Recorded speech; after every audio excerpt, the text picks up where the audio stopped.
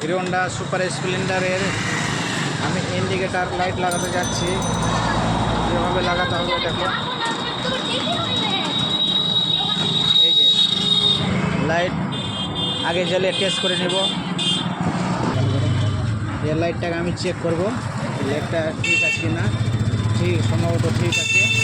আমি রিপেয়ারিং করলাম এই লাইটটাকে।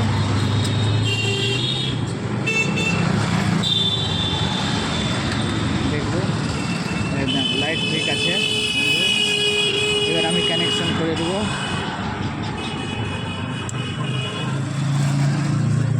লাগাচ্ছি দেখুন, আগে বলটাকে ওয়ারের ভিতরে ঢুকিয়ে দিতে হবে, নাটটাকে। তারপরে এই দিক থেকে ঢুকিয়ে দেবো, ঢুকিয়ে দিলাম। নাটটাকে টাইট করব, তারপরে আমি কানেকশন করবো বন্ধু। ওয়ারটাকে টেনে দিলাম। এই দুটা ওয়ার প্লাস মাইনাস ওয়ার আছে।